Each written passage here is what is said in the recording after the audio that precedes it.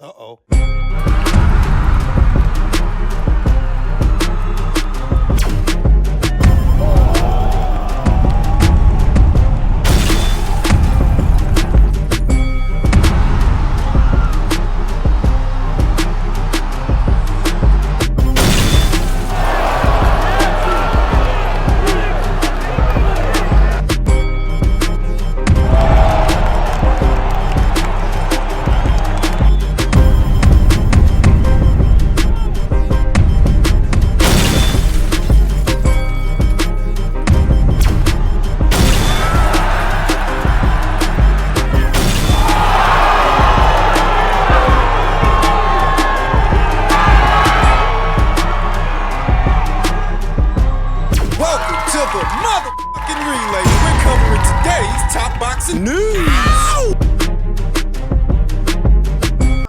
No, like to just be like serious, like I have millions of followers. I've been building my brand way more than Savannah Marshall. Savannah Marshall has it easy in the UK, but she is not a bigger star than me. And the reason that the fight was so big in the UK is because I won the Olympics there.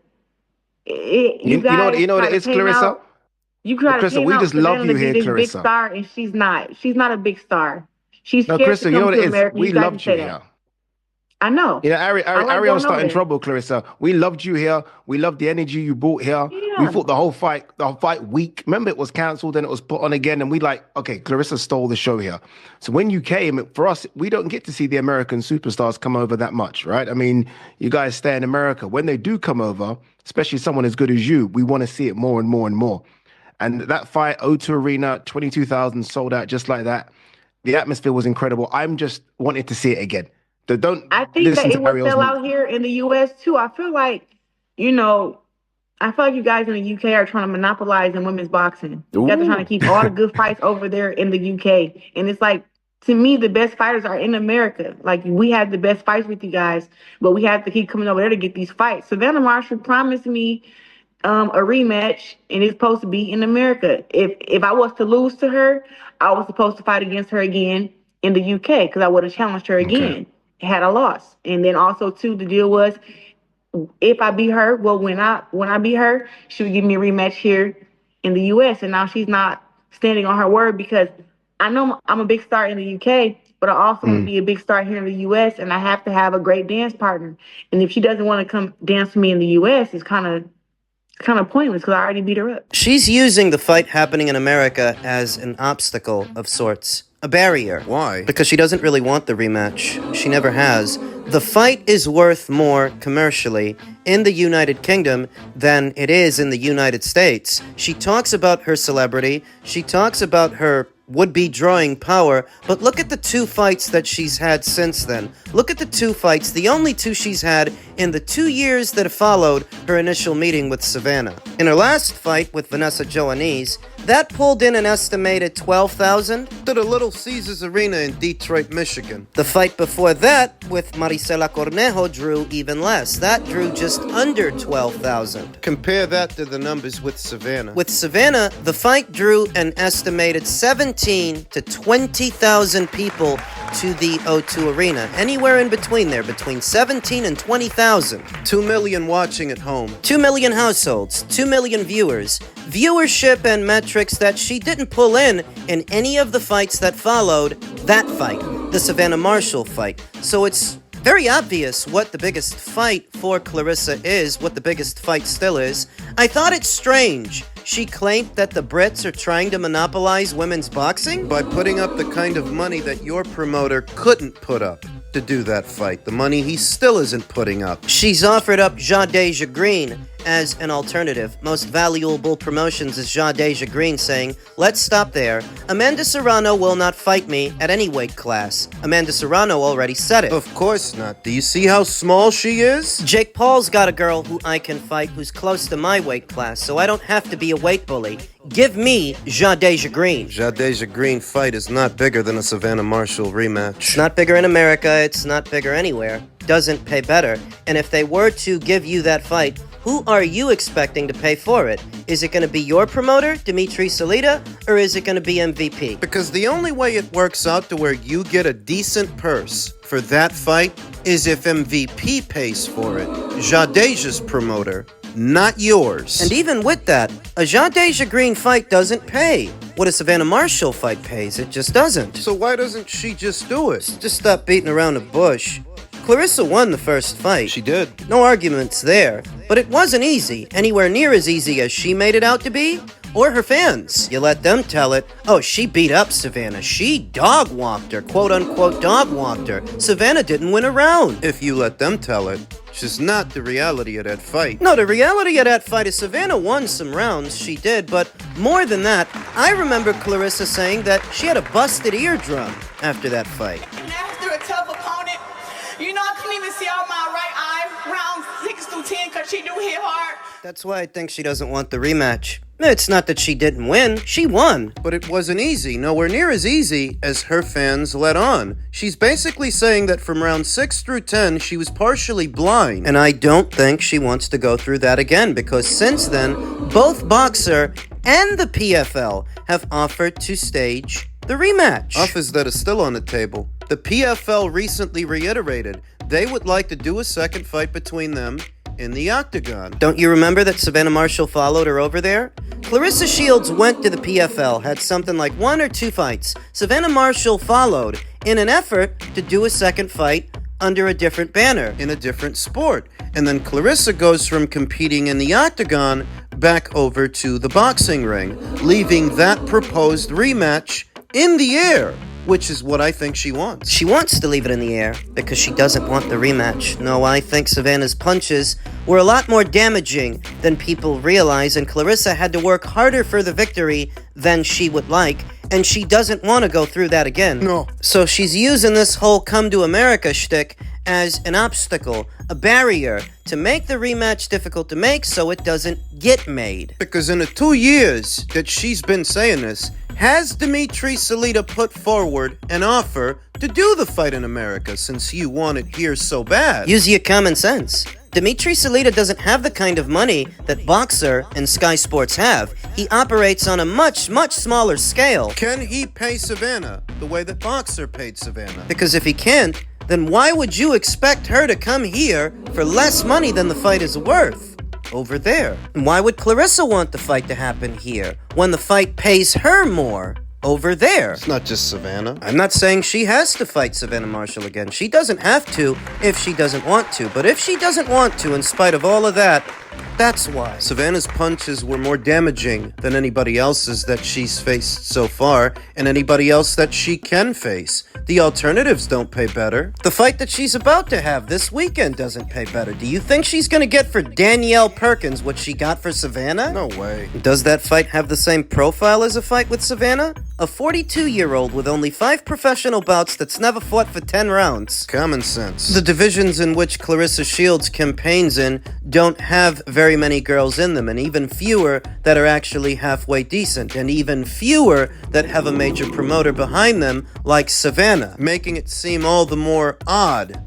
that she's not having the rematch with Savannah. I mean, Katie and Amanda had their rematch. They might have a trilogy. Katie and Amanda fought 2 times. Katie and Chantel fought 2 times. Where Claressa would rather leave her engagements with Savannah at 1. She didn't want to deal with that again. So she's looking at every other alternative. It's just that at those weights, there really aren't that many. Can she really afford to stay away from Savannah Marshall? That's her prerogative. It would seem like common sense to most that while there is still interest in a rematch and money, that you should do it. There's not much else up there to do. The rematch between them is now where it was 2 years ago, and that's nowhere. Men's featherweight news, newly crowned IBF champion Angelo Leo is ready to take Japan by storm against Tomoki Kameda. Crawford. Angelo Leo, the IBF featherweight champion, says he's not taking his first title defense against Tomoki Kameda lightly. The Mexican-American Leo, while confirming his upcoming May 24th bout against Japan's Kameda to boxing scene, described the fight as set to take place in Osaka, Japan. As is most important, Leo is unfazed by the threat of facing Kameda in enemy territory. I feel good. I feel really good. It's a new experience for me to fight someone in their hometown, but I've overcome more difficult obstacles than that, so we're ready to go. I'm the world champion. Angelo Leo has not yet had the opportunity to fully capitalize off his newfound champion status. He's a 2-division champion overall. He used to be a champion at 122, now he's a champion at 126. But he hasn't had the chance to have that translate into a big payday. Big dollars. For that to happen, he's got to make it through this fight. Last in action in August, when he recorded a spectacular 10th round knockout of then champion Luis Alberto Lopez, snatching the IBF featherweight title in the process. Leo, who previously held the WBO title at 122, was straight back in the gym and training after that victory, though that victory was some months ago. You're talking about all of September, all of October, all of November, and all of December. Did not get back out there until May of this year. I would have thought Top Rank would have found some use for him, because the story was, immediately after that fight, that they had options on Leo. And that his next 2 fights would be fought under the Top Rank banner. If he's flying out to Osaka, Japan, I'd wager that's not a Top Rank show, though it may be shown here in America via Top Rank on ESPN. The Las Vegas-based fighter said he was familiar with the 42-4, 23 knockouts Kameda, having had sparring sessions with the former WBO bantamweight champion in Vegas. I think it's going to be a great fight. He's a former world champion, I'm a current and former world champion, so I think he's going to bring his all,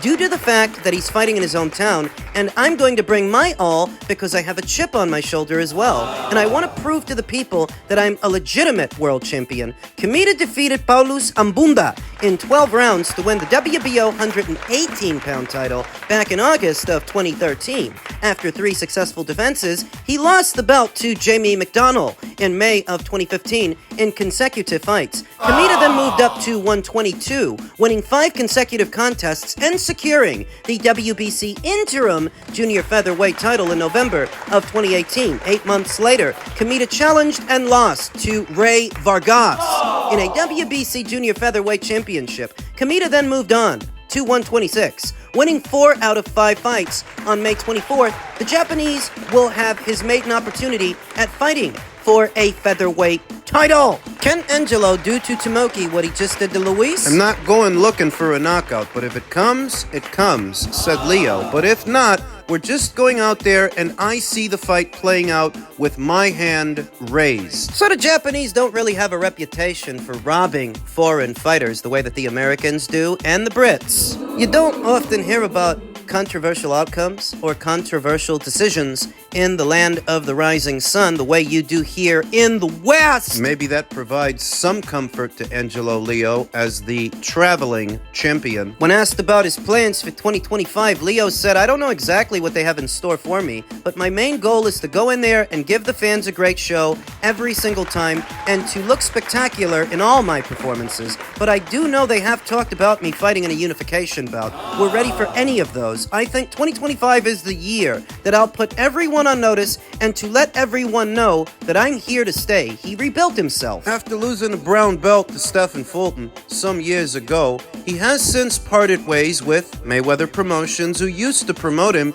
He used to be on the PBC side of things. Loses to Stephen Fulton, has a brief hiatus, and comes back under the Pro Box banner. Pro Box. He fought there 2 times, I think, before he fought Luis Lopez under the Top Rank banner. Now, if he can make it through this Tomoki Kameda fight, he's on the cusp of unifying titles with Rafael Espinoza. One of 4 champions in the featherweight division who's right there on the Top Rank side of things, that if Angelo takes care of business against Tomoki, he's got bigger fish to fry. This is the biggest. Angelo Leo has reiterated his openness to facing any of his fellow featherweight title holders, particularly a unification bout with Rafael Espinoza. But first, the 30-year-old Leo is scheduled to defend his IBF belt on May 24th in Osaka, Japan, against Tomoki Kameda, a 33-year-old former bantamweight champion from that very city. Leo believes a win over Kameda can set up a unification with Espinoza, That's a dangerous fight. who holds the WBO title. It'd be a good fight for the fans, Leo told Boxing Scene. He's a Mexican fighter, I'm a Mexican-American fighter, and I think it'd be great for the fans. But I'm open to any of the champions, to be honest. Although I think Rafael Espinoza, that fight would be great. Leo, 25-1 with 12 KOs, praised Espinoza as one of the best at 126, a division he described as diverse and made up of a lot of talented boxers. Leo said the likes of WBA champion Nick Ball and WBC champion Brandon Figueroa bring a lot of quality to the division with different styles. Brandon will be in action this weekend on the undercard of Benavidez versus Morel. I've heard a good number of these champions. A good number of them mention a potential Naoya Inoue fight. He's not actually on the eve of moving up. Not yet. And before he does, if you're a champion at this weight, you gotta take out the other guys, because every single one of those other champions is an alternative to you. To establish yourself as the most dominant force in this division, you gotta go belt hunting. Increases the likelihood of landing that Inoue fight because he'll have less alternatives if you do,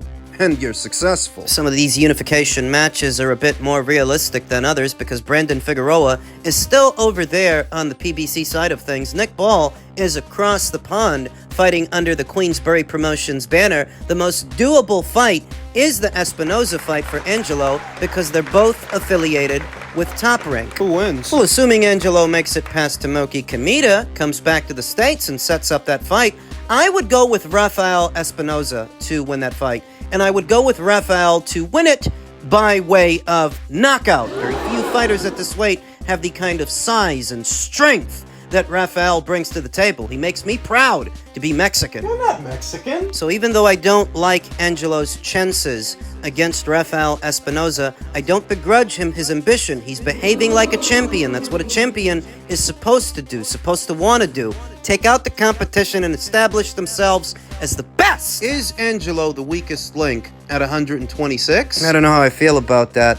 I mean, Angelo Leo has done a great job of rebuilding himself, and he is a two-division champion. That's nothing to sneeze at. Yeah, Brandon Figueroa is a two-division champion. Yeah, but have you seen that kid? His eyes are way too far apart. Have you seen his sister? I would say that the weakest link, or links, at 126 would have to be Angelo and Brandon jointly, and that's all relative. It's relative because that's just compared to somebody else. That's really compared to Rafael Espinoza, who I think would beat both. Doesn't mean that Angelo's a bad fighter, or Brandon for that matter. It just means that they're in the presence of a better fighter, a better champion than they are. And if they fought that champion, they would both lose. That's just one man's opinion. Feel free to disagree. Angelo has upset the odds before. Could he upset them again in a Rafael Espinoza fight? No, I wouldn't bet on it. But I won't knock him for trying. That's what this division sorely needs. It sorely needs